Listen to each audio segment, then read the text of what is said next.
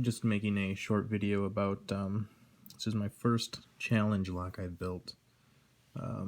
So it's a 5-pin.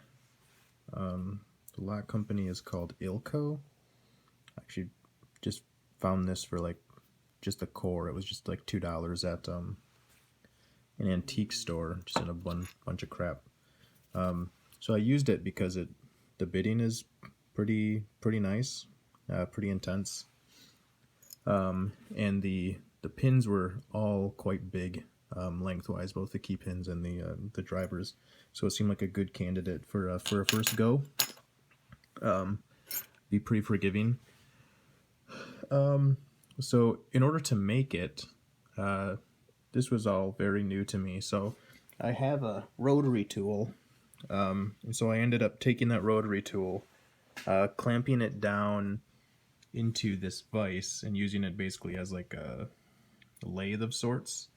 So I was able to turn that on, clamp a pin inside the rotary tool, and then use a number of things. I used a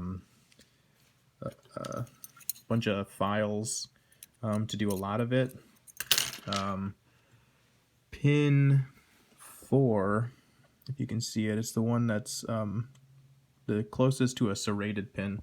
The hardest thing I had come across was trying to do like a very fine serration. I don't really have the right tools for that.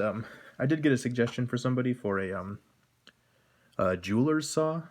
So if I had known, I probably would have picked one of those up to do fine serrations. But I actually did those with a with a hacksaw. So I've got this small handheld hacksaw that I just sort of lined up when the pin was spinning and just sort of pushed it in and pulled it off and got pretty small serrations given the tool. So besides that, I was mostly stuck doing spool-like shapes, which are nice because you don't have to be very accurate. You know, you just start grinding away at the center of the pin, sort of move left, move right.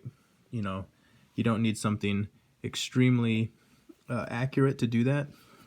So, you know, just taking a circular file and just pushing it against the pin and getting a nice, you know, semicircle shape cut out of the center worked really nice for some of these. So all of the spool-like pins are, you know, they're not directly in, directly down, directly out like a nice commercial spool would be.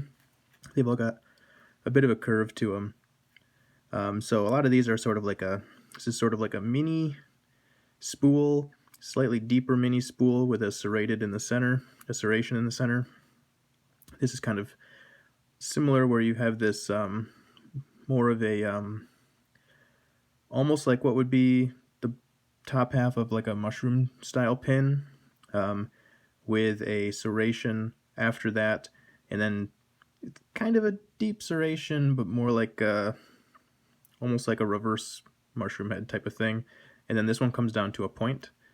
Same thing here. We've got a spool, a serration, and then a point. This is just 3 serrations, and then the pin comes to a point.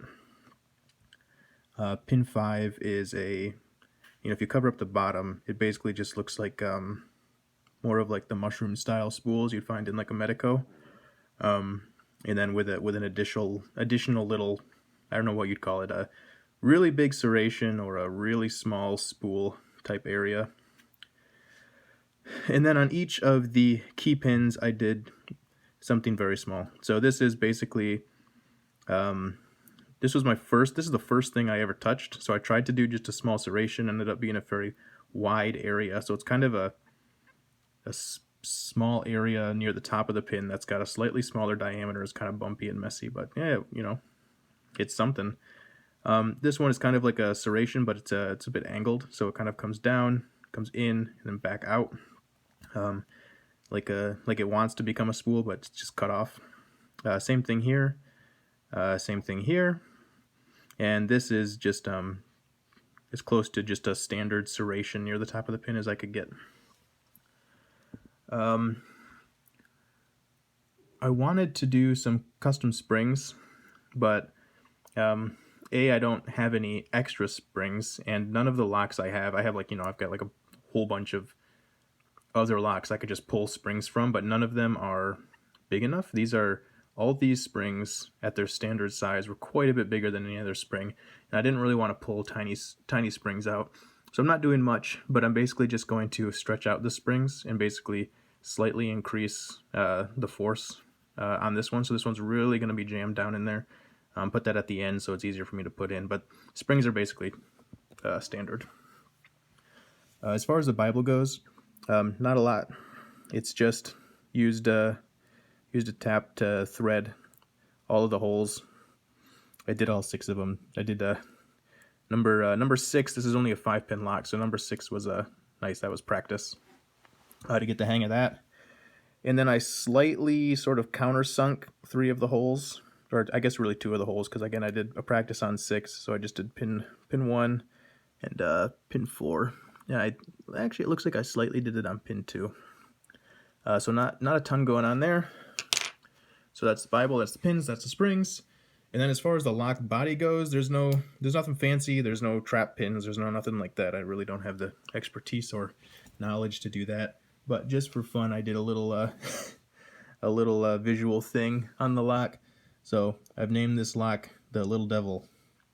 And so as a result, I don't know, I tried to take my Dremel and draw like some horns and some ears and a little angry face on the lock. So kind of messy, but it's fun. So that's that. I'm going to put it together now and then probably ship it out to somebody. So here we go.